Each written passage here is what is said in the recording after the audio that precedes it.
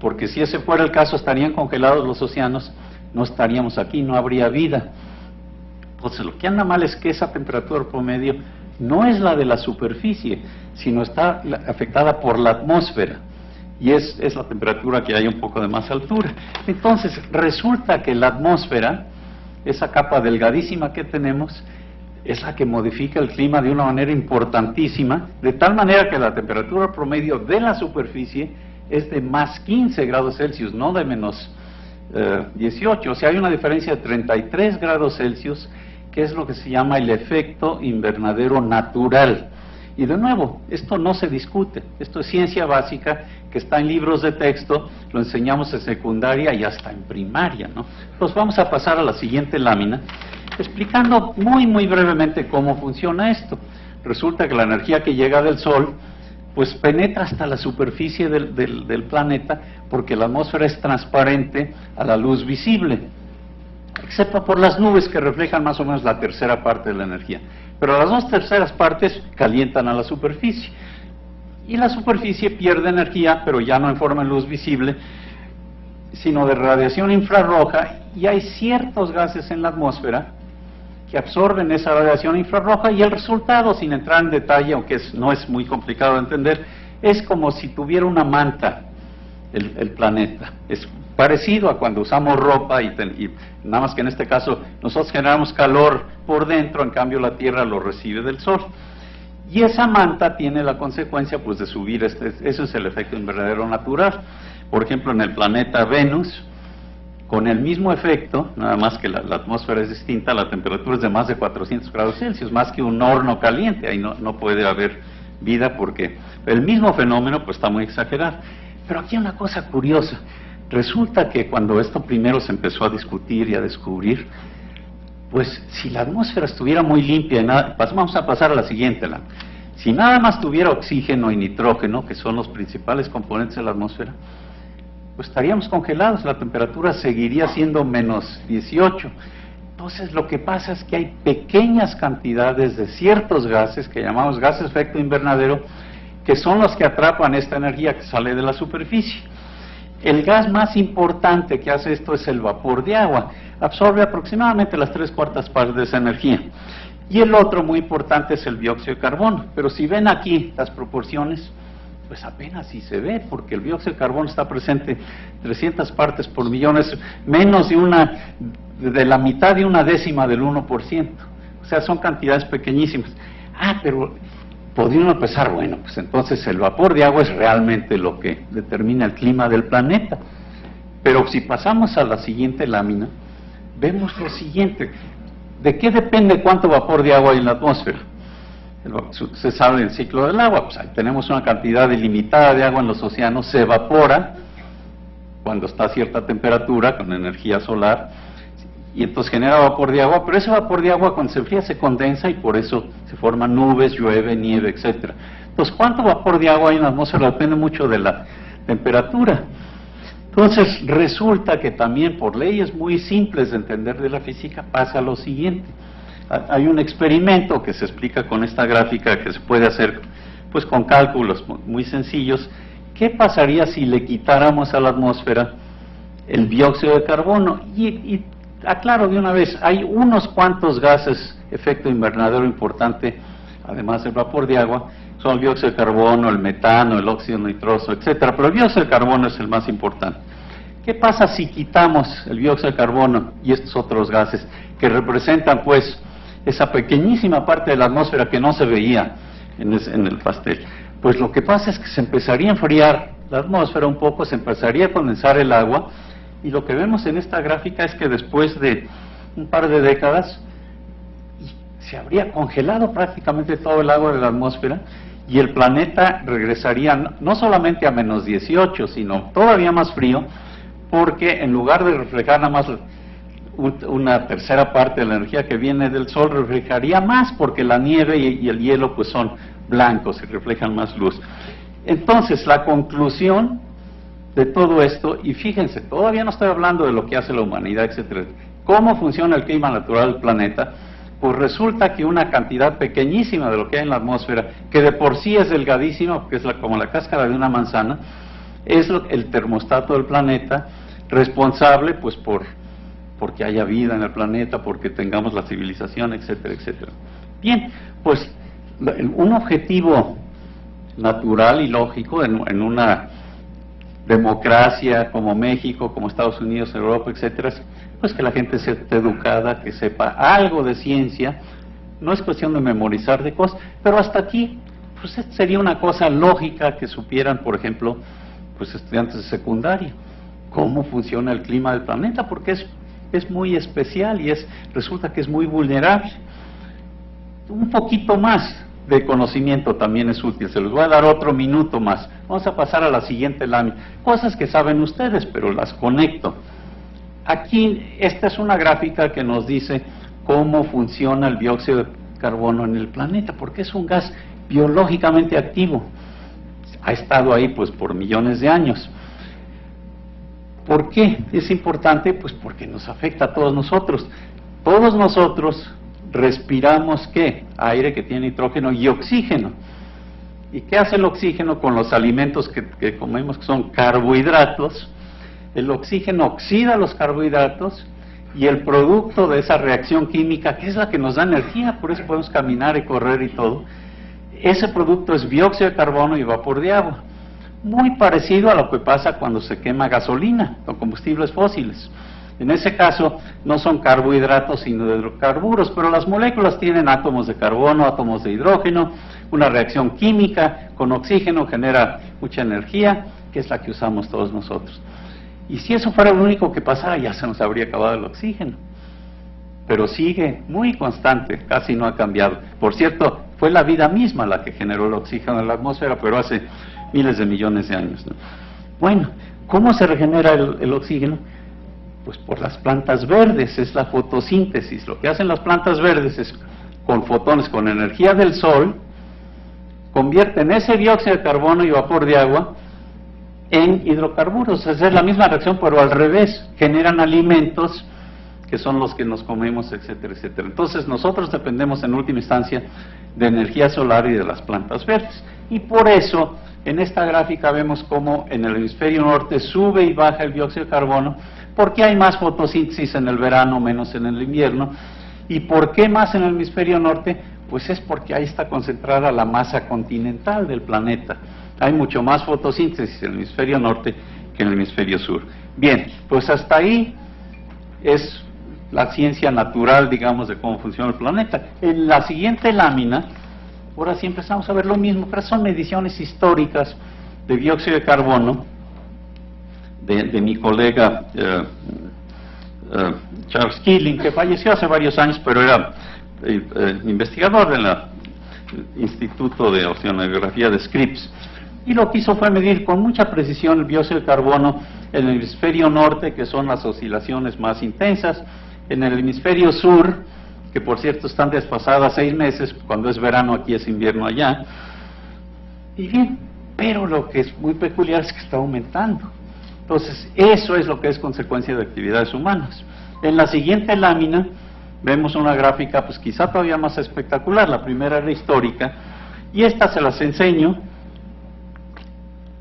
porque la publicó este panel intergubernamental de cambio climático, y ahorita voy a describir otra vez, pero es una gráfica que viene de la comunidad científica, que simplemente está basada en mediciones, no se necesita mucha teoría aquí.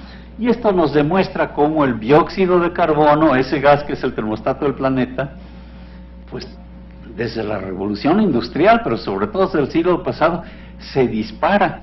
Tenemos ya tenemos 40% más de lo que había antes. ¿Cuándo era antes? Pues en el siglo pasado, no en el milenio pasado. No estamos realmente hablando aquí de que tenemos en la actualidad más dióxido de carbono que en varios millones de años. Entonces, ¿qué pasó? Pues es que ¿de dónde viene eso? Pues de combustibles fósiles. La fotosíntesis produjo muchas plantas verdes que en millones de años pues se acumularon en el subsuelo como petróleo, como carbón, y que estamos quemando en unas cuantas décadas. Entonces, todo ese dióxido de carbono lo estamos regresando a la atmósfera desde el punto de vista de los tiempos geológicos, pues bueno, en una cantidad de tiempo pequeñísima. Bien, siguiente lámina. lo que vemos aquí es qué le ha pasado a la temperatura del planeta. No tenemos nada más mediciones. Hubo mucha discusión de eso, pero está muy bien establecido desde el punto de vista de mediciones, estadísticas, ciencia, etc.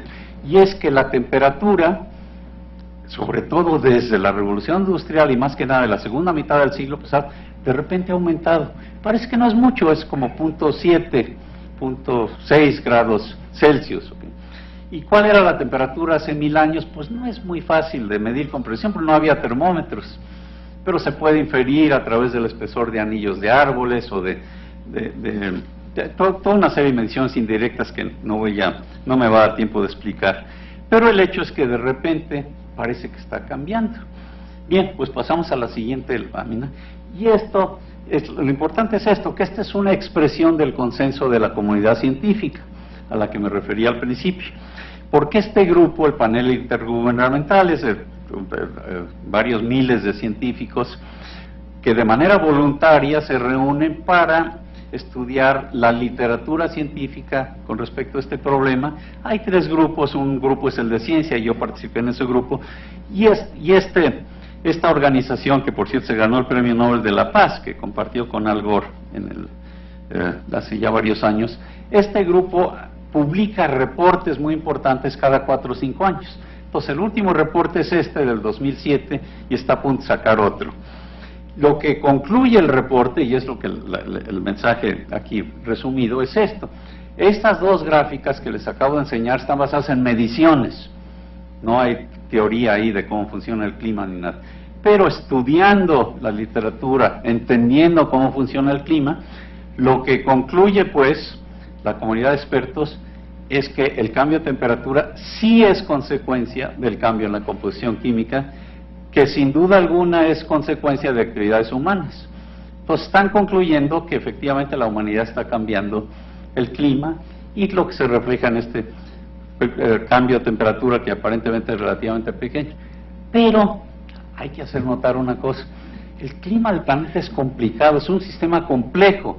Yo les expliqué cómo funciona básicamente la ciencia del clima, pero hay complicaciones. Si pasamos a la siguiente lámina, una de ellas es que las nubes tienen el proceso de retroalimentación complicados, etcétera, etcétera. Entonces es difícil de entender con mucha precisión todo el clima. Entonces la conclusión de este grupo es la siguiente: no estamos realmente totalmente seguros de esta aseveración que les acabo de hacer pero lo que podemos decir es que hay más del 90% de probabilidad.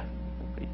Entonces lo que dice la comunidad científica es: hay incertidumbres, a lo mejor el cambio de clima que estamos viendo es natural, pero es muy poco probable. Y esto pues por las complicaciones que hay de clima. Pero lo que hacen estos grupos que están contra la ciencia del cambio climático, por eso vamos a pasar a la siguiente, pues explotan la falta de conocimiento del público, muchas veces pues de tomadores de decisiones. Vamos a la siguiente, de cómo funciona la comunidad científica. Entonces aquí les enseño, esto es un castillo de naipes, y esta es una de las críticas comunes que hacen los que niegan que la ciencia esté bien establecida. Consideran esto como si fuera un castillo de naipes y dicen: bueno, pues no entendemos todo, cómo funcionan las nubes, etc. Si quitamos una carta aquí, todo se viene abajo. Entonces hacen críticas de que todavía no lo entendemos muy bien, y consecuentemente la sociedad no debería de actuar. Pero si pasamos a la siguiente lámina, realmente cómo funciona la ciencia del cambio climático es cómo funciona también la medicina y muchas otras cosas. Nos falta muchísimo para entender perfectamente el cerebro humano, es un sistema tan complicado, pero a pesar de eso sí entendemos las propiedades básicas, y más bien es como un rompecabezas. Nos faltan algunos pedazos, quizá algunos están mal colocados, pero aquí se ve claramente que esto no es un gatito, ¿verdad?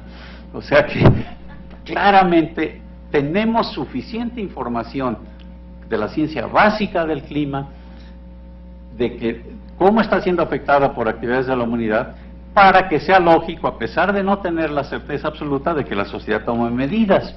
Y esto se hace en base de analizar riesgos, pues, ¿no? Bien, pero pues vamos a pasar a la siguiente, porque a lo que voy a tratar de moverme así muy rápidamente es estoy moviendo muy despacio. ¿Cuál es la consecuencia de este pequeño aumento de temperatura? Pues parece que no sería muy importante. Bueno, pero ya se ven, se están derritiendo muchos glaciares, no todos, pero muchos. La siguiente lámina también vemos que esto es lo más preocupante. Empieza a haber eventos extremos, que aquí en México hemos tenido muchos. En la siguiente, lo que vemos es que ha aumentado la frecuencia de inundaciones en todos los continentes. A la siguiente, también otro tipo de eventos como incendios forestales, y la siguiente, de nuevo se pueden hacer estadísticas. Otra más, vamos a pasar rápidamente esto, pues en México también nos está afectando, no solo hay inundaciones, pero sequías, y esas son muy costosas. Entonces vamos a la siguiente. Aquí la pregunta importante es, ¿qué tienen que ver estos eventos extremos con el cambio climático, con las actividades humanas? Pues la comunidad científica había sido muy conservadora hasta hace un par de años. Decía, pues no tenemos suficientes estadísticas a pesar de ese aumento de frecuencia tan evidente. Decía, pues no estamos tan seguros, no lo podemos conectar con cambio climático. Pero eso ya cambió en los últimos 2 o 3 años, porque ahora sí hay estudios científicos que lo que hacen es, no hay una pregunta que es la equivocada, que dice, ¿esta inundación fue o no causada por el cambio climático? Realmente eso no se puede saber. Esos eventos a lo mejor podrían haber sucedido de manera natural, pero lo que sí se puede hacer es la siguiente pregunta: eventos que hubieran ocurrido de manera natural, de todas maneras, ¿su intensidad está o no aumentando estadísticamente? Y la respuesta es claramente sí. O sea que aunque no podemos decir mucho vamos a pasar a la siguiente, de eventos específicos, esa atribución de que el cambio de clima que ya estamos todos viendo, ya no es a finales de siglo, sino es hoy en día, claramente sí hay ahora estudios científicos con los que podemos documentar que hay muy buena probabilidad de que y además la física del clima nos los dice con muchísima claridad. Cuando hay más energía en la superficie de los océanos, pues los huracanes son más intensos. No es que esté lloviendo más, pero llueve más concentrado y por eso hay más sequías y más inundaciones. Entonces, regreso pues a esta pregunta. La ciencia sí puede, en este caso, contribuir. Y vamos a la siguiente. Por ejemplo, la sequía en el sur de Estados Unidos, en el norte de México, pero vamos a pasar a la siguiente de una vez. Donde está muy claro también, en eventos extremos, son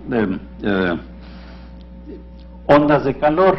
Y esto se puede hacer de nuevo con ciencia muy sencilla, no se necesita tener modelos del clima complejos, porque hay satélites que miden la temperatura pues, en todas las partes del planeta. Entonces, si se analiza estadísticamente qué ha pasado en los meses de verano en nuestro planeta, pues resulta que si definimos un evento extremo de calor como una desviación de 3 estándares, o sea, que ha subido cierta cantidad de grados la temperatura y es una onda de calor extrema, pues la probabilidad que esté sucediendo hoy en día eso, según, si pasamos a lo siguiente, sí, la probabilidad ha aumentado 20 o 30 veces, ¿no? A la siguiente, por favor. Sí. Ahora sí, es que faltaba esto. Está muy claro, pues, estadísticamente que las ondas de calor sí tienen que ver con esto. Siguiente pregunta, a la siguiente, por favor. Y es, ¿qué está haciendo la sociedad? Si lo que les he dicho hasta ahora es, hay consenso científico, nos empezamos a preocupar porque nos cuesta mucho, y México es particularmente vulnerable al cambio climático, porque tenemos muchas costas y las sequías pues nos afectan, etc. Pues, ¿qué está haciendo la sociedad? Bueno, un reflejo de lo que se hace, pues eso son estos acuerdos a través de las Naciones Unidas, etcétera. Por ejemplo, esta reunión en Copenhague que presidió la COP, la Conferencia de las Partes que tuvimos en México, en Cancún. Yo estuve ahí con el presidente Calderón y sí fue muy impresionante ver, pues había 120 jefes de Estado o algo así, pues yo pude entrar a ver cómo discutían muchos de ellos y realmente todos estaban de acuerdo en que había que hacer algo. Y hicieron la propuesta de que a ver si se puede limitar el aumento de temperatura a 2 grados, no necesariamente porque es lo que diga la ciencia, sino porque empieza a ser muy arriesgado si sube más de 2 por todos estos problemas que estamos mencionando. Pero pues esto no se pudo plasmar en un acuerdo internacional. Entre otras cosas porque pues Estados Unidos y China tienen que participar en estos acuerdos internacionales y en Estados Unidos todavía no están listos para hacer eso. Voy a regresar en un momento. Pero la idea es la siguiente. La pregunta que a la que me quiero dirigir: ¿tiene sentido tratar de limitar este aumento de temperatura a 2 grados? Dado el progreso de la sociedad, el desarrollo económico, ¿se podría? Bueno, aquí lo que vemos es que de las emisiones que están causando este aumento de temperatura, pues 2/3 partes están conectadas con la energía, 1/3 parte está conectada con lo que decíamos de fotosíntesis, deforestación, uso de suelos, etc. Entonces lo que hay que hacer es reducir emisiones en todos estos sectores. En la siguiente lámina lo que vemos es qué es lo que habría que hacer, y esto esta curva es muy parecida a la que tenemos aquí en México con nuestra Ley General de Cambio Climático. ¿Cómo tendríamos que reducir las emisiones? Y si la reducción es enorme. En esta década tenemos ya que bajar 1/3 parte de las emisiones de dióxido de carbono, pues que vienen del uso de combustibles fósiles, ¿no? De gasolina, petróleo, diésel, etcétera. Y para finales del 2030 deberíamos de haber reducido a la mitad las emisiones. Si no lo hacemos, pues la temperatura va a subir más, ¿no? ¿Se puede o no se puede? La siguiente lámina nos da una idea. Ya tiene varios años esta lámina de mis colegas de Princeton, Rob Sokolow, que conozco muy bien, pero la idea básica es para explicar lo siguiente. En principio sí se puede, no es fácil, pero no hay una solución mágica. La manera de hacerlo es tomar muchas medidas simultáneamente. Y aquí hay una lista de esas medidas. En este caso se estabilizan las emisiones. Resulta que eso no es suficiente, tiene que empezar a reducir, como lo acabo de enseñar. Pero en fin, la idea básica persiste. ¿Qué es lo que hay que hacer? Pues tenemos que empezar a sustituir energía de combustibles fósiles por energías renovables, energía de viento que tenemos aquí en México. También tenemos que usar energía. Si no, luego todos están. Tenemos que usar energía mucho más eficientemente. Perdón, si es que alguien está platicando, pero lo podemos hacer en un minuto. Pues continúo porque el tiempo se nos va. Pero una buena parte de la solución, por lo menos la tercera parte, si no más, consiste en cambiar la demanda. Hacemos un desperdicio enorme en nuestra sociedad de energía, que no es indispensable, pues las luces en los edificios, es una pequeña fracción, el transporte, todo eso, sin cambiar la calidad de vida, podríamos funcionar mucho más eficientemente. Pero lo interesante de esto es que ese tipo de medidas conectadas con eficiencia, con o sin cambio climático, resulta que nos convienen porque mejoran el desarrollo económico del país. En cambio hay otras medidas como el usar pues energía solar fotovoltaica en lugar de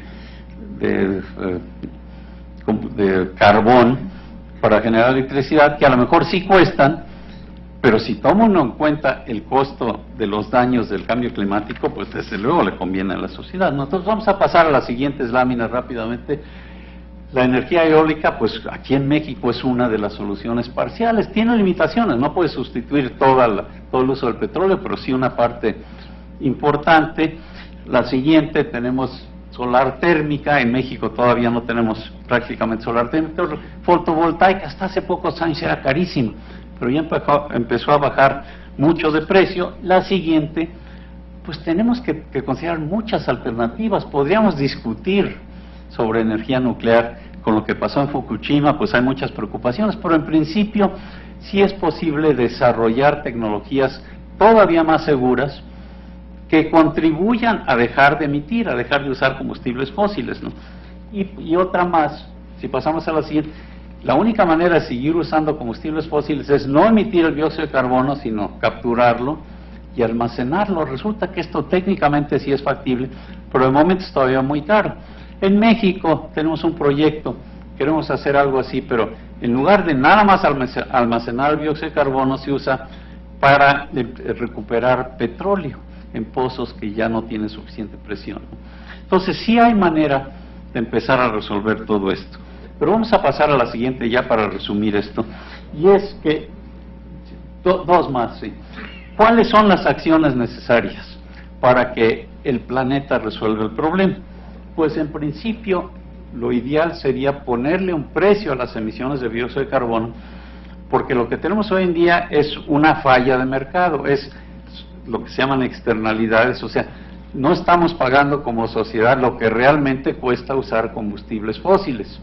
En México no tenemos plantas de carbón, por fortuna, o muy poco, pero en muchos otros sitios, como en la India y en China y en Estados Unidos, pues sí se genera electricidad con plantas de carbón, y eso debería tener un costo, porque pues es lo que está afectando, lo que está produciendo eventos extremos de clima, etcétera, etcétera. Pero de momento ese pago no está incorporado en la economía. Con un acuerdo internacional sí se podría, y esto sería un incentivo para usar energías renovables y otras energías, ¿no?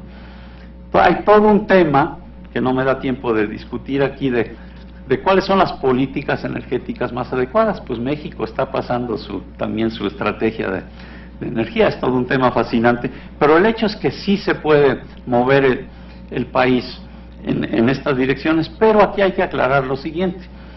¿Qué le conviene a México? Por supuesto, tomar las medidas que mejoran la eficiencia energética, porque le conviene a la economía, pero las que cuestan dependen si hay o no un acuerdo internacional. Entonces México debe ser líder para que el resto del planeta apruebe pues estas medidas necesarias y que no nos cueste tanto a nosotros como país, pero no podemos perder competitividad y nosotros dejar de usar combustibles fósiles, nada más nosotros, pero no resolvemos el problema, ¿no? La siguiente, hay una más. Lo que pasa es que hay dos puntos aquí importantes también. No solo es ponerle un precio, sino hay que inventar mejores tecnologías, importantísimo. La sociedad debería de invertir más, pero hay que colaborar, países desarrollados con países en desarrollo. México es un líder en ese aspecto, y eso es lo que es cooperación internacional, y acelerar pues estas medidas ganar-ganar. Pero vamos a pasar a la siguiente. Sí, las medidas ganar-ganar es lo que he insistido, como las de eficiencia, que nos convienen de todas maneras.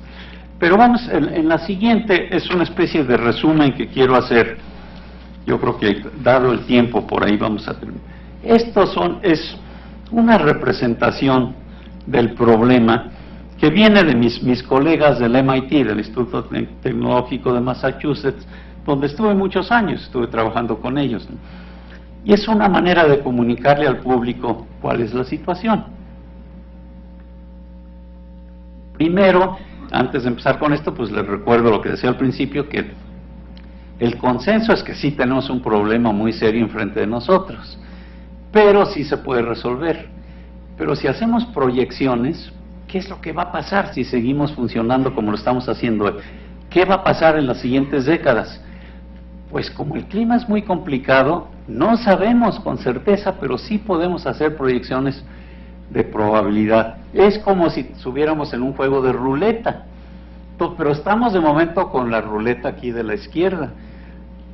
Y hay modelos distintos que a lo mejor cambian el número de grados ligeramente, pero este juego nos dice, pues es muy poco probable que la temperatura suba menos de 2 grados, va a subir 4 y a lo mejor sube hasta 6. Que eso sí sería muy alarmante, pero podemos cambiar de ruleta, tomando las medidas a las que acabo de explicar, ¿de acuerdo? Y con esa otra ruleta, pues sigue habiendo probabilidad de que la temperatura aumente muy poco, pero a lo mejor aumenta más de 2. Y la pregunta clave es, ¿se puede o no? ¿Y cuánto cuesta? Bueno, antes de ver cuánto cuesta, lo que sí podemos decir es que si no cambiamos, esto le sale carísimo a toda la sociedad, no solo a México, sino sería muy difícil eliminar la pobreza, etcétera, etcétera, porque podría haber cambios monumentales en cómo funciona el planeta, lluvias, sequías, etcétera, etcétera.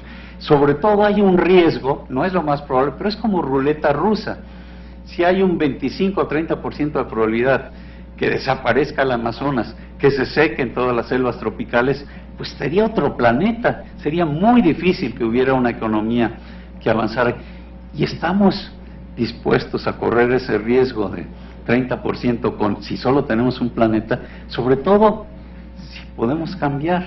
Pero aquí viene lo interesante también, los estudios económicos, hay toda una serie de grupos de economistas ambientales, nos dicen más o menos cuánto cuesta, y es del orden del 1% del Producto Bruto del planeta. Quizá es el 2 o 3 a lo mejor, pero estamos hablando de un costo relativamente moderado, mucho menor del costo de los impactos. ¿Por qué? Porque pues sí cuesta más la energía renovable, pero no mucho más. Y si lo hacemos bien, no estamos limitando el desarrollo económico. Todo eso se puede hacer y empujando un desarrollo económico muy fuerte si lo hacemos con creatividad. Entonces, sí tenemos alternativas, aunque debemos de seguir presionando para que haya todavía mejores tecnologías. Pero esta es la conclusión importante. El gran problema es que ¿quién paga? Ese costo, que no es mucho, pues sí, por otro lado es mucho dinero. Y ahí es donde hay dificultades. Regreso a Estados Unidos. Si Estados Unidos no aprueba un acuerdo internacional, pues está difícil que el resto del planeta lo haga, porque hasta hace poco era el país que más emitía anualmente, ahora es China. Pero los chinos ya están dispuestos, tienen un plan de 5 años, están dispuestos a tomar muchas medidas. En Estados Unidos, la situación de momento todavía es crítica, está cambiando, por fortuna. Trabajando con el presidente Obama vemos que se pueden hacer muchas cosas, pero todavía no se puede llegar a un acuerdo internacional. ¿Por qué? Porque el Congreso de Estados Unidos todavía está dominado por el Partido Republicano, y el Partido Republicano tiene como lema el no aceptar la ciencia del cambio climático. Entonces no hay manera de que eso suceda. Totalmente absurdo, es parecido desde el punto de vista de estadísticas, intelectual, etcétera, a tener una posición muy firme de que deberíamos de considerar la astrología para nuestras decisiones políticas. Hay que preguntarle a las estrellas a ver qué nos dicen de qué medidas hay que tomar. Realmente desde el punto de vista intelectual no hay mucha diferencia. El origen de esto es que tienen pavor a que el gobierno les diga cómo funcionar. Por ejemplo, en Estados Unidos pues, hubo también como aquí en México, una ley y un incentivo para cambiar focos incandescentes por focos más eficientes, ¿de acuerdo? Porque consumen mucho menos electricidad, y los nuevos pues dan luz de alta calidad, etcétera. Bueno, pues algunos políticas del Partido Verde se molestaron porque en Estados Unidos se considerara esa ley y propusieron con mucha insistencia que se pasara una ley que decía: yo como americano uso el foco que me dé la gana, no quiero que el gobierno me diga qué es lo que hay que usar. Pues no puede funcionar así la sociedad. Si lo tomamos a ese extremo, no estaríamos aquí, no podríamos vivir en la Ciudad de México, porque el gobierno nos dijo que los automóviles tenían que tener convertidores catalíticos. ¡Qué barbaridad! Si cuestan miles de pesos. Pero si no tuvieran, pues todos estaríamos enfermos. Digo, no podríamos vivir en esta ciudad. Entonces, evidentemente, hay medidas que deben tomar los gobiernos en países pues como el nuestro, demócratas, y en Estados Unidos, que son para beneficio de todos. Pero el hecho es que de momento las barreras enormes que tiene el planeta para resolver el problema son de orden político, y lo que tenemos que hacer en la comunidad científica es establecer con mucho más claridad la importancia del problema. Si actuar o no actuar, ya termino aquí, pero si actuar o no actuar, eso no es cosa que los científicos decidan, eso lo decide la sociedad en base a valores. Yo personalmente opino, por supuesto que hay que hacerlo, pero ya no como científico, sino como individuo. En fin, tengo un par de láminas más, pero yo creo que aquí termino para ver si podemos dejar tiempo en caso de que haya unas cuantas preguntas. Muchas gracias por su atención.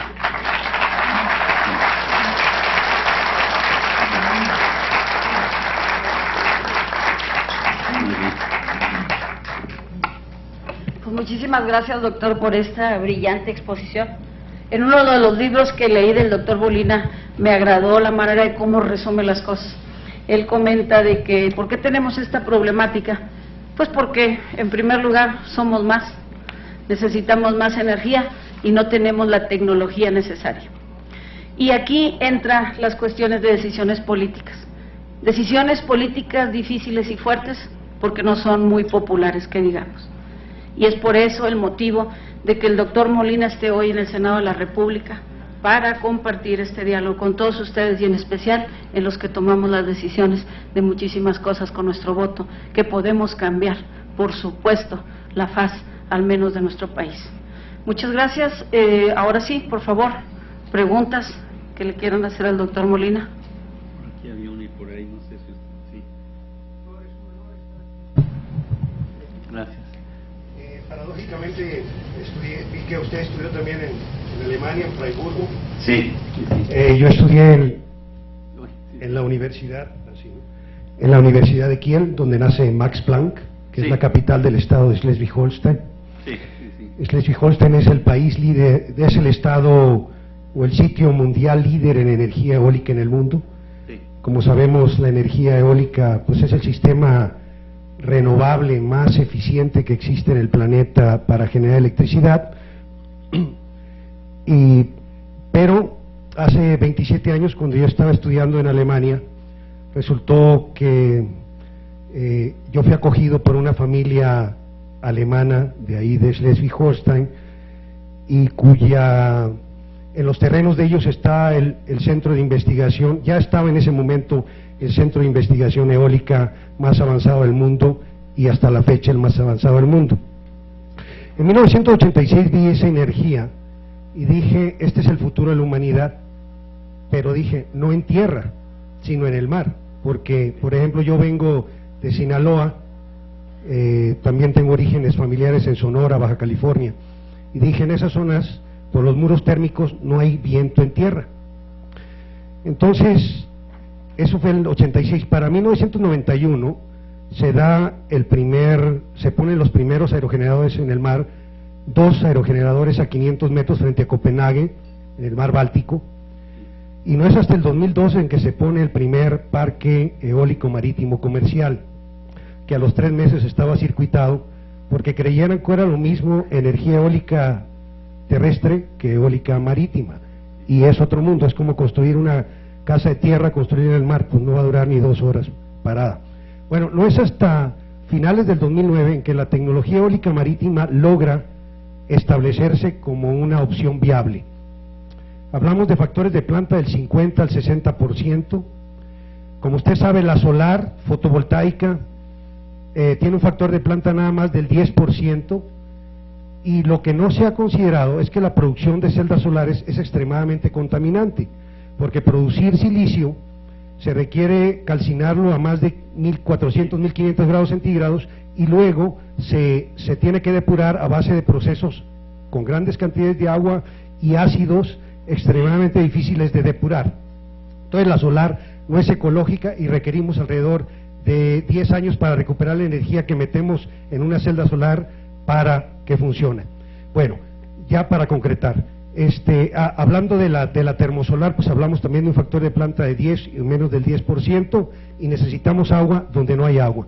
Y luego tenemos un problema con el gas, porque el gas ya se está acabando a nivel mundial, al menos el gas convencional, y el petróleo convencional se está agotando, y lo único que nos queda es el shale y el de arenas bitumino, perdón, eso es petróleo, el shale, y ese requiere grandes cantidades de agua y está contaminando mantos freáticos. Ok, pero la energía eólica marítima es solo aplicable en 0.3% de la superficie marítima del planeta.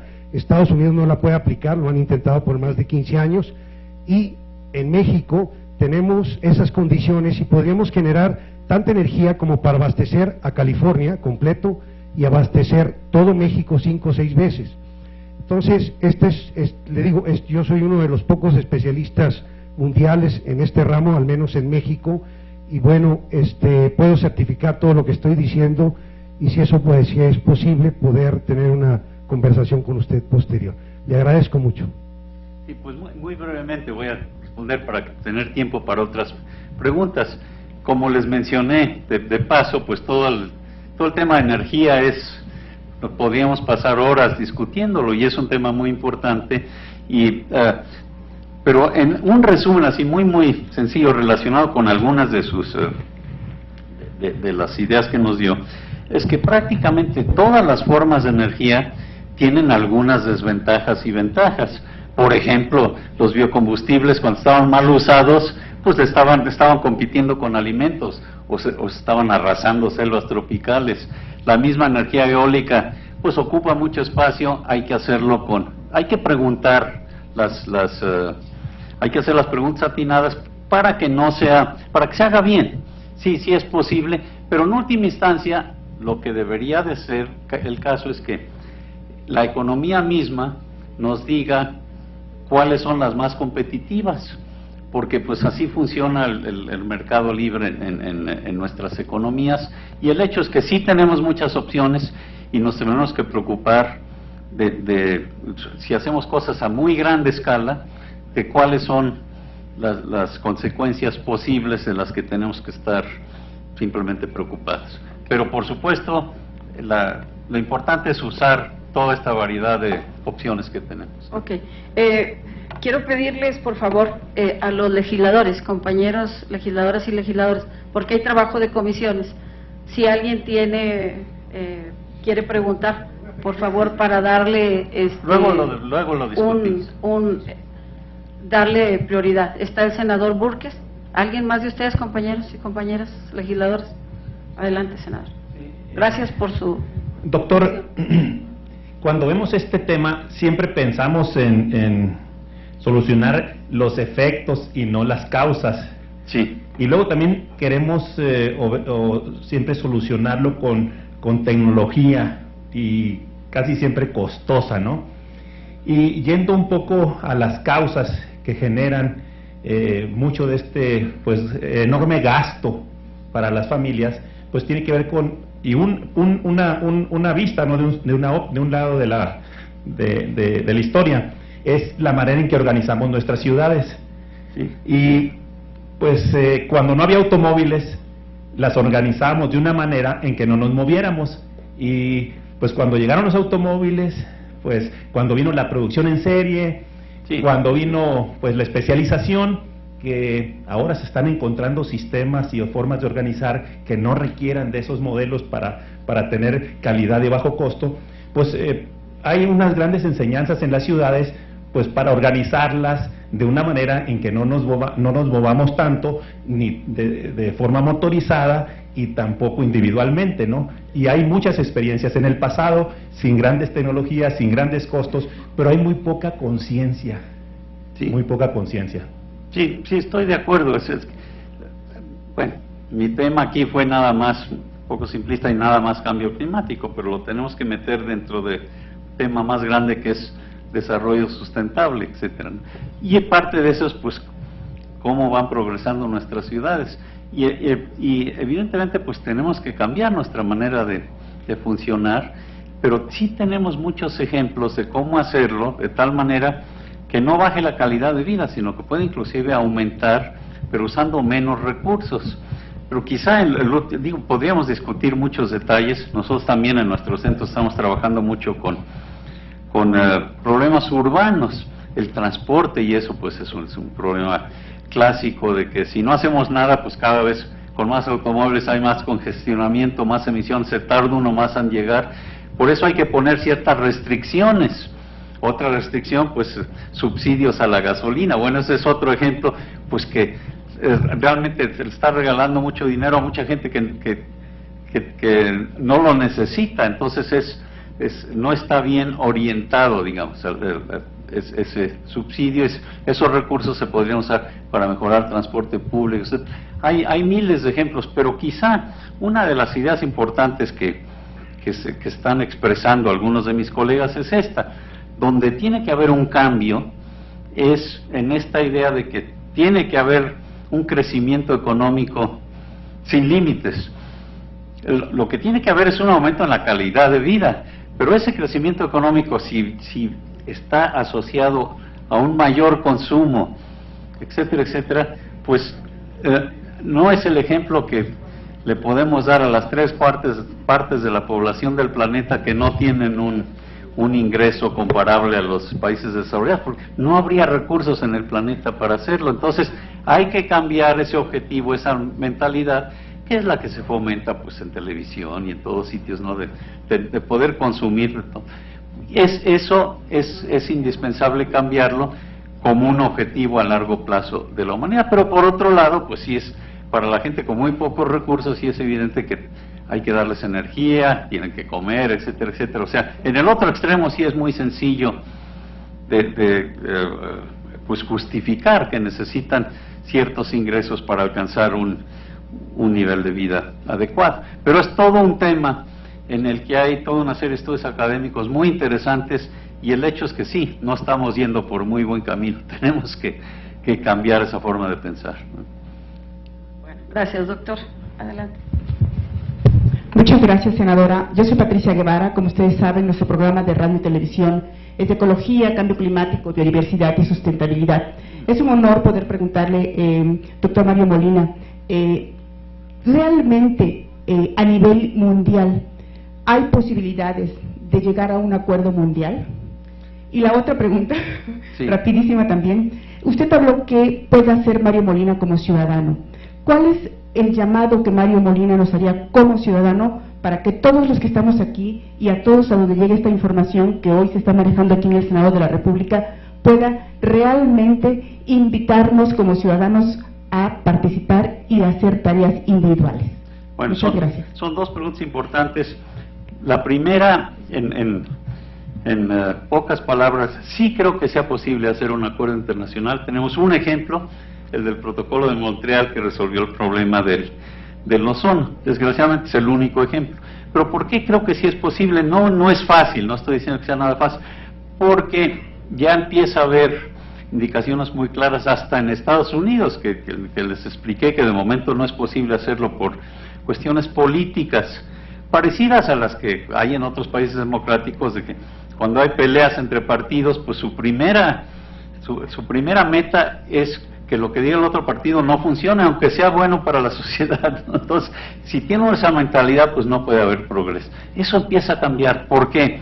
Porque hubo eventos como el huracán Sandy, que le pegó a Nueva York de una manera extraordinaria, y eso empezó a cambiar la manera de pensar de los pues de la gente en Estados Unidos. Entonces, los mismos republicanos que están en el poder de momento, pues están viendo que van a tener que cambiar para adaptarse a lo que piensa la sociedad. Por cierto, yo tengo muchos amigos republicanos, pero que estuvieron antes, como George Shultz, Bill Riley, etcétera, que en su momento eran muy pro medio ambiente y pasaron leyes muy importantes, incluyendo las del ozono, etcétera. Entonces, no hay tradición en Estados Unidos que sea un partido o el otro, simplemente eso es lo que resultó en estos últimos años. Entonces, yo sí veo un cambio muy factible ahí, y sí es posible que estén de acuerdo simplemente dentro de Estados Unidos de ponerle un precio a las emisiones de dióxido de carbono por seguridad energética, etcétera, etcétera, y además quizá por cambio climático. Y en China también. Entonces, en pocas palabras, eso es todo un tema. Pero yo sí veo una gran probabilidad de que en esta década sí haya un acuerdo internacional. ¿Y por qué es importante eso? Porque, por ejemplo, en México, nuestro programa de energía, nuestro programa de cambio climático, tenemos que tomar en cuenta esa probabilidad. No solo es posible, sino yo creo que es probable. Y si no nos ponemos listos, si no nos preparamos para cuando pase eso, pues no vamos a competir bien para los recursos internacionales que hay para apoyar energías renovables, etcétera, etcétera. O sea, tenemos que estar muy preparados para ese evento, que pues ya va a ser muy revolucionario, ¿no? Y la otra pregunta también es muy interesante: ¿qué podemos hacer a nivel individual? Por supuesto, hay cosas individuales como pues usar focos más eficientes y comprar automóviles que sean más eficientes, usar transporte público cuando convenga. Por eso queremos que sea de primera. Bueno, ciudades como Nueva York, pues ¿a quién se le ocurre? La mayoría de la gente que vive afuera, a nadie se le ocurre llevar su coche a Nueva York para ir a trabajar, pues les cuesta $50 o $100 el estacionamiento, y funciona muy bien Nueva York. O sea que hay ejemplos de cómo se puede cambiar estos sistemas. Pero aquí lo importante es lo siguiente, a ver si puedo dar este mensaje. Aunque es importantísimo que toda la sociedad, que todos cambiemos nuestra manera de funcionar, y eso toma tiempo. O sea que no podemos contar con eso para resolver el problema. Es importantísimo trabajar con tomadores de decisiones, por eso pues el Senado es tan importante. Y por eso las acciones individuales son mucho más importantes si están organizadas, si tienen peso y de alguna manera se les comunica a los políticos, a los tomadores de decisiones, que sí están interesados. Porque el otro extremo es que yo como individuo pues puse muy poquita agua y que muy poquita luz, pues si no se lo digo a nadie, pues sirve de muy poquito, porque lo tiene que hacer todo el mundo. Entonces tienen que estar conscientes de la importancia política de sus acciones. Yo creo que eso es importante. Gracias, Pat. Hay dos preguntas. Está primero María Pineda, ¿quién es? Mónica, perdón. Bueno, primero está la señorita del suéter gris, por favor. Buenas tardes, muchas gracias, Laura Hernández. Muy corta, doctor. En esta parte de la información, tanto para la toma de decisiones como para nosotros los ciudadanos, yo creo que el acceso a la información hoy a través de las nuevas tecnologías de la información es fundamental. ¿Qué opina usted del Open Access, el acceso abierto a la información? Y si usted tiene sus investigaciones en acceso abierto. Sí, eso es una pregunta especial. Sí, estoy muy de acuerdo. Hay un movimiento muy importante, por ejemplo, en la comunidad científica, de que las publicaciones sean abiertas. Inclusive dos de mis estudiantes alemanes fueron los que empezaron con esto, por lo menos en la rama de la química, de tener revistas en internet totalmente abiertas, por contraste con la tradición anterior, pues que hay que suscribirse, etcétera. Entonces, ese proceso, pues le estoy dando un ejemplo muy específico, pero por supuesto hay que tener acceso a la información. Pero la información en este problema que estamos tratando tiene otro aspecto muy importante. No es solamente que esté disponible, porque también está disponible en internet toda una serie de informaciones erróneas. Entonces lo importante es cómo puede uno seleccionar, y ahí es donde la comunidad científica, sobre todo en años recientes, en meses recientes, está ya tomando mucha conciencia de que no se ha comunicado bien con el público. Entonces tiene que hacerlo de manera mucho más eficiente, y además tiene que hacerlo, por ejemplo, a nombre de las academias de ciencia o de las organizaciones bien reconocidas, para que esa sea una manera de poder seleccionar a quién creerle y a quién no. Porque sí hay instituciones de prestigio, y prácticamente todas las instituciones de prestigio, como academias de ciencia, etc., pues apoyan lo que nosotros decimos de la ciencia del cambio climático, pero no lo sabe la sociedad en general. Entonces, sí hay que aprovechar todo eso, pero hay que hacerlo sabiendo todo el tema de comunicación. Gracias, doctor. Ahora, Mónica Pineda. Muchas gracias y un gusto enorme conocerlo, doctor Molina. Bueno, yo soy Mónica Pineda, representante de dos asociaciones, una que es internacional, Humane Society International, y también representante de la Asociación Civil Gente por la Defensa Animal.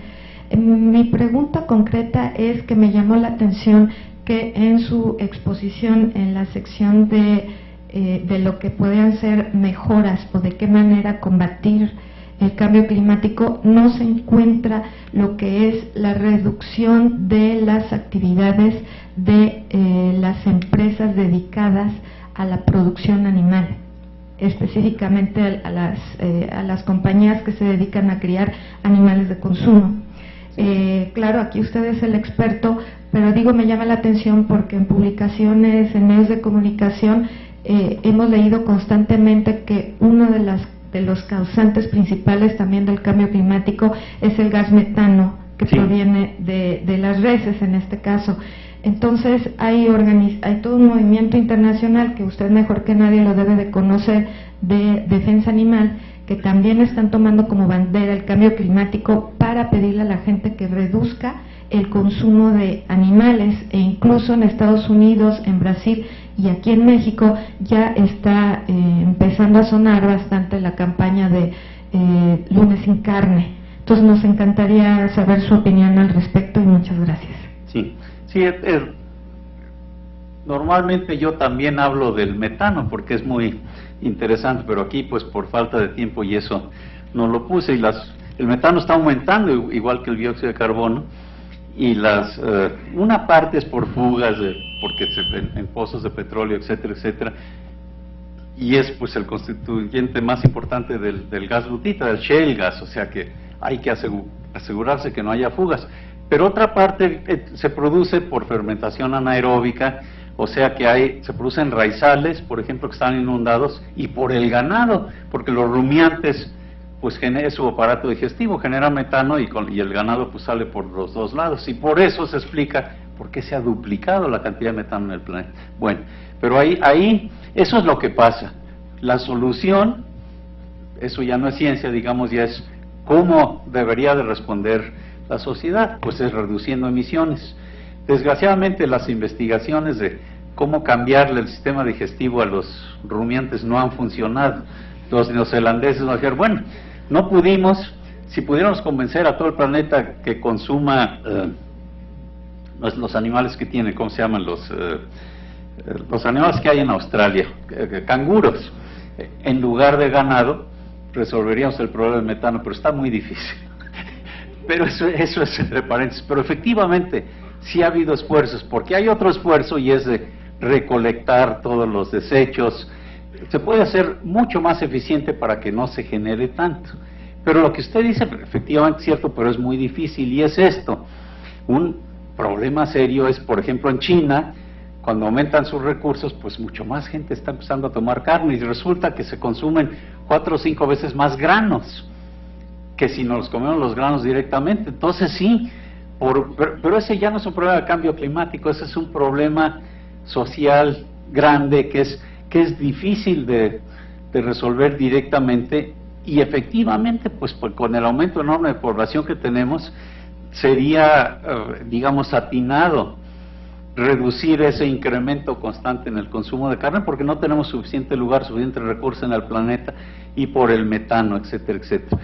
Pero es una de las muchas medidas que hay que tomar, y yo diría ya más en el contexto de desarrollo sustentable.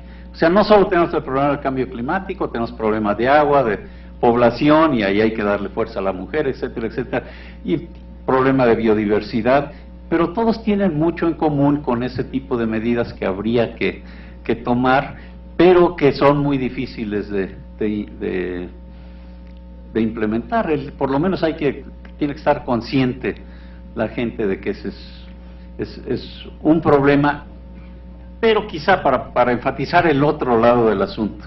Las emisiones de dióxido de carbono por quema de combustibles fósiles son mucho mayores. Entonces, en principio, si empezamos por ahí, avanzamos mucho. No quiere decir que no importe lo demás, pero tenemos que hacer de todo.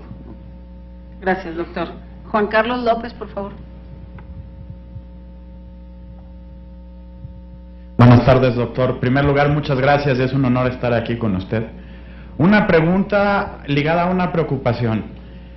Los últimos meses hemos sido bombardeados también por los detractores que dicen que el cambio climático no es atribuible al ser humano. Exacto. Y basan su argumento en las mediciones sobre todo de la radiación solar y el aumento en la actividad. Entonces la primera pregunta es si estas mediciones, sobre todo porque hablan de mediciones de radiación de hace 2000 o 3000 años, basadas en el carbono 14, ¿qué rigor tienen y qué veracidad tienen? Y hay una posibilidad que a mí me aterra más, que ambos tengan razón.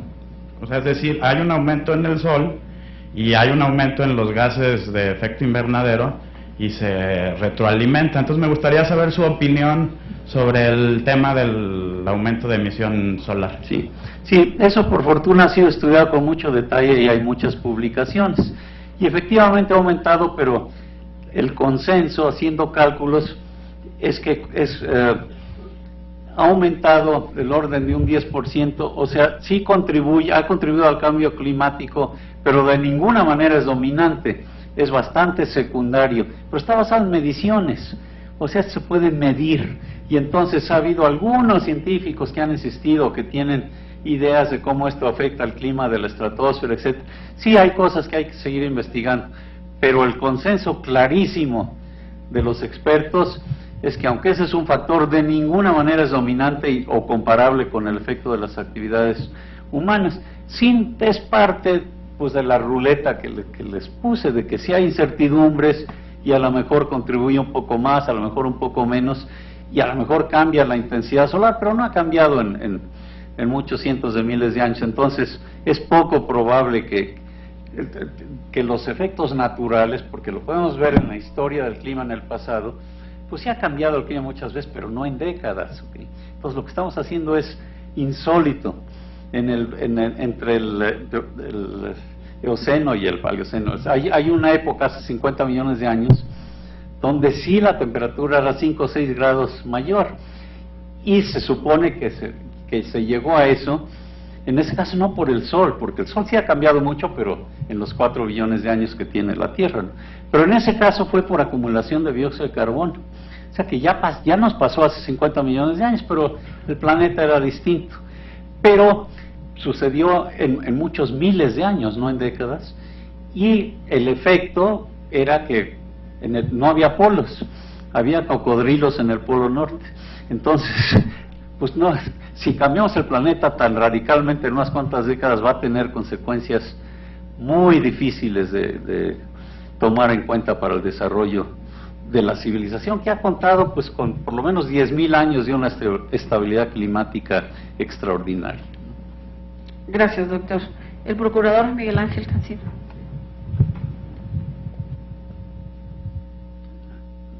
Muchas gracias y una felicitación a la Comisión Especial de Cambio Climático por organizar este tipo de eventos. Dos preguntas muy sencillitas, doctor. La primera, ¿cuáles serían desde su punto de vista los límites que tiene un gobierno local para tomar medidas en el tema del cambio climático? Sí. Sobre todo frente a esta preocupación que tenemos muchos, en donde Estados Unidos, parece que estamos amarrados, incluso como país, sí, de que Estados Unidos y China no avancen. De acuerdo. Y una segunda. Sí. El tema cambio climático como proceso de deterioro del planeta dentro de la política pública ambiental y sustentable, un poco a partir de sus comentarios, ha venido ganando afortunadamente un gran peso. Quienes estamos dedicados desde hace ya muchos años a la gestión ambiental, vemos que incluso en términos presupuestales, por ejemplo, estamos buscando atender temas vinculados con mitigación, con adaptación en cambio climático, regulación, sí, modernización de instituciones, pero vemos que hay otros problemas vinculados con ese desarrollo sustentable que de repente, no es que se abandonen, pero también se nos están quedando por ahí, el tema de costas, el tema de mares, el tema de contaminación de suelos. Desde su punto de vista, ¿cuál sería esa vinculación que debemos hacer, esa priorización, cambio climático con procesos de desertificación, por ejemplo, pérdida de biodiversidad? Muchas gracias, doctor. Sí, aquí el problema, como lo indica usted, pues es complejo porque algunos factores son globales y otros son muy locales. Entonces, por un lado, pues está haciendo buen papel México como líder en ese proceso internacional de que todo el planeta se ponga de acuerdo, porque emisiones de gases como el dióxido de carbono, esas sí son claramente globales. Entonces, si Estados Unidos, por ejemplo, presume de que ya le puso restricciones a sus automóviles para que sean muy eficientes, pero los muy viejos nos los traemos a México como chocolates, entonces no tiene ninguna importancia que en Estados Unidos se haya reducido si aquí estamos emitiendo ese gas, porque donde se emita no tiene importancia. Pero en fin, esa es la parte global. Pero lo que sí hay dos aspectos muy importantes. Uno, como dice usted, es que hay que tomar todo esto como un avance en la manera de tener un progreso económico, pero sustentable, o sea, algo que dure, que nos proteja a nosotros mismos, a futuras generaciones, etcétera, etcétera, pero tomando en cuenta las interconexiones que hay entre todos estos problemas, que son muchas. Una importantísima, resulta que eso ya no me dio tiempo de explicar, tiene que ver con la conexión que hay entre calidad de aire y cambio climático, cosa curiosa. ¿Por qué? Porque resulta que después del dióxido de carbono, acabamos de hablar del metano, el metano es el segundo componente que afecta al clima después del dióxido de carbono, pero compite ¿con qué? Con el hollín. Resulta que el hollín, en descubrimientos recientes, uno de mis colegas en Scripps, Ramanathan, es el líder en esto, El hollín absorbe energía solar porque es negro. En cambio, muchas de las otras partículas blancas que se emiten cuando se quema carbón, etcétera, reflejan energía solar. Entonces, en general, la contaminación del planeta por plantas de carbón lo ha enfriado, compensando un poco el cambio climático. Pero el hollín es al revés. Entonces, resulta que por estas razones, México con Canadá y con Estados Unidos hizo un acuerdo, creo que fue el año pasado, hace muy poco, con lo que se llama agentes climáticos de corta vida, para contratarlos con el dióxido de carbono. Entonces, lo que tenemos es un arreglo para enfrentar el cambio climático con estos compuestos que afectan la calidad del aire. Para eso no necesitamos un acuerdo internacional.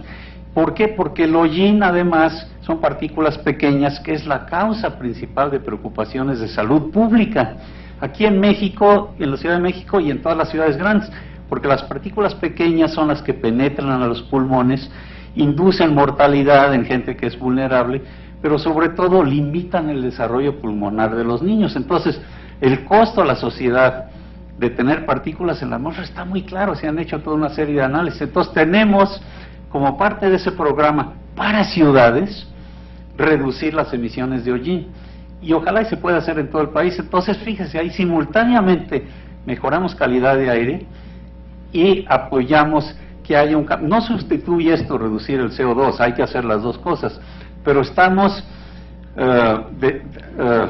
digamos, asegurándonos que la temperatura no cambie demasiado, siempre y cuando hagamos algo con el CO2. Pero como segundo punto, nada más le quiero mencionar que cambiando ligeramente de tema, es muy importante que las ciudades hagan esto. Por fortuna yo sí he podido colaborar con el jefe de gobierno anterior, también estoy colaborando, como sabe usted, con Miguel Ángel Mancera, pero con Marcelo Ebrard, que ahora es líder de una asociación internacional, más de 100 ciudades, por cambio climático. Y no nada más es rollo, lo que están haciendo es medir emisiones, evaluar medidas, cómo le hacen las ciudades para funcionar más eficientemente, y al mismo tiempo apoyan su desarrollo económico. Así es que efectivamente el papel de las ciudades es muy importante y esperemos que se pueda seguir resaltando, ¿no? Muchas gracias, doctor. Martín Quijano.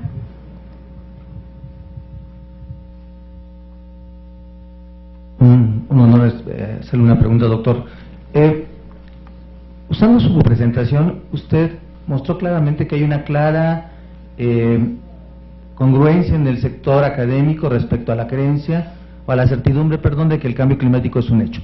Sí. Y entonces, yo entiendo que eso se refiere al sector académico y a las ciencias naturales, por decirlo de alguna forma.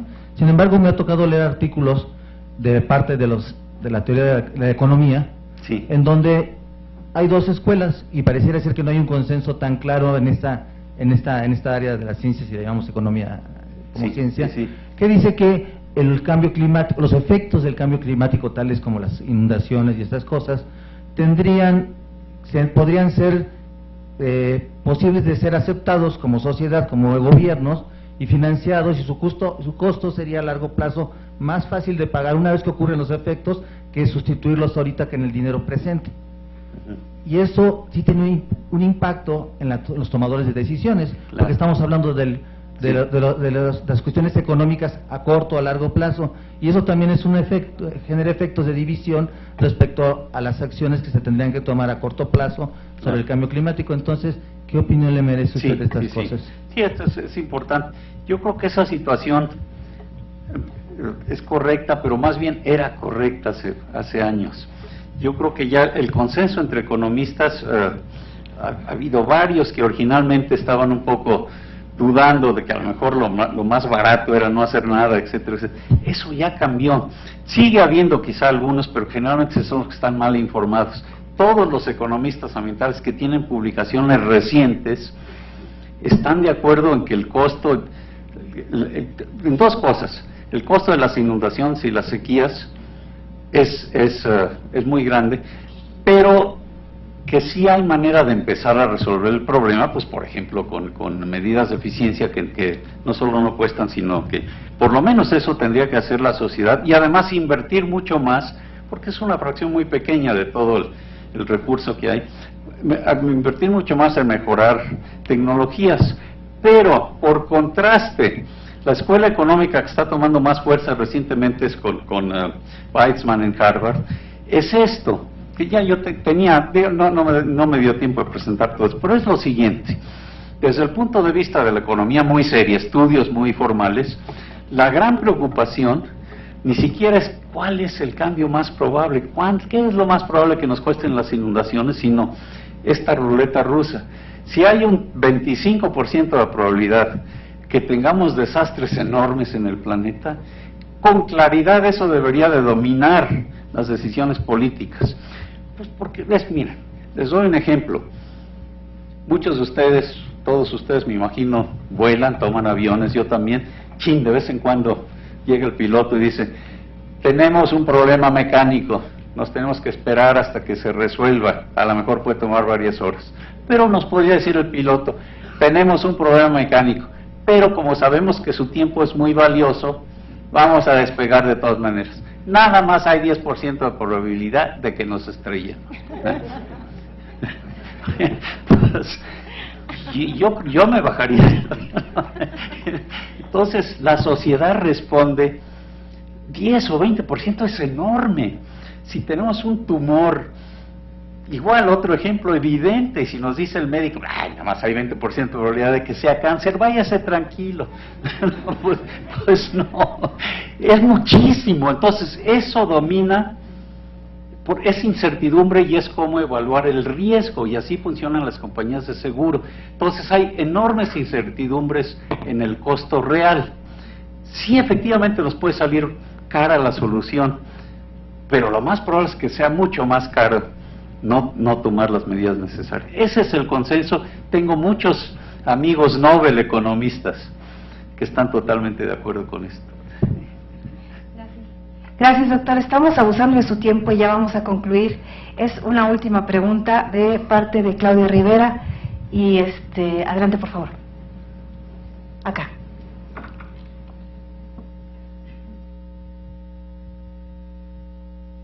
Muy buenas tardes, doctor. Muchas gracias por permitirnos la oportunidad de escucharle y de conocer sus puntos de vista.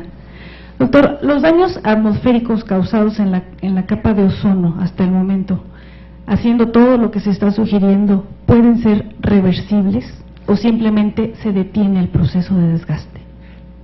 Por fortuna, en el caso de la capa de ozono es muy buen ejemplo. El ozono continuamente se está produciendo por acción de la radiación solar de alta energía y continuamente se está destruyendo. Entonces hay un balance, que es lo mismo que desde cierto punto de vista lo que decía yo de la energía y la temperatura del planeta. Es un equilibrio dinámico, llega energía y se pierde. Bueno, en la estratosfera lo que estábamos afectando con estos compuestos industriales, los freones, los FCs, es la velocidad de descomposición del ozono sin afectar la velocidad que está formando. De manera muy espectacular en la Antártida, en el Polo Sur, porque ahí en las alturas donde normalmente hay más ozono, estaba desapareciendo, sigue, pero ya menos, estaba desapareciendo más del 99% del ozono. Y con mucha claridad se pudo medir que era por estos compuestos industriales, por sus productos de descomposición. La ciencia muy, muy clara. ¿Qué pasa? El protocolo de Montreal prohibió que la producción de estos compuestos a partir de 1996, dándole a países como México y China la opción de continuar produciendo unos años más pues porque no estábamos produciendo tanto como Estados Unidos, ¿no? Pero eso ya terminó. Entonces ya no se están produciendo estos compuestos, algunos intermedios todavía tienen un pequeño efecto, pero ¿qué pasa? Estos compuestos, algunos de ellos permanecen más de un siglo en la atmósfera. Entonces lo que estamos viendo este siglo es lo que se emitió el siglo pasado, pero ya está disminuyendo, ya se puede medir y ya tenemos años en que no hay agujero en la capa de ozono.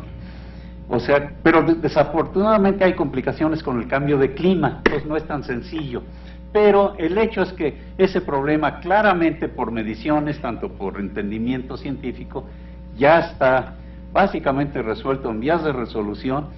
Tenemos que asegurarnos de que no haya países que vuelvan a emitir estos compuestos, pero Ese acuerdo pues está apoyado por todos los países del planeta, con fondos, el Fondo Multilateral, para ayudarle a los países que no son los que emitieron estos compuestos para empezar, México siendo uno de ellos. Es un ejemplo de un acuerdo que funcionó estupendamente, que hay que seguir trabajándolo, pero ya nada más tenemos problema básicamente por lo que se emitió el siglo pasado. Bueno, muchísimas gracias, doctor, muchísimas gracias por estar aquí en el Senado de la República, por compartir sus conocimientos con nosotros. Quiero felicitarlos a todos los presentes y también a mí felicitarme porque, como dice la publicidad, hay muy pocos premios Nobel en la Tierra y uno de ellos, el doctor Mario Molina, estuvo aquí con nosotros en el Senado. Muchísimas gracias a todos.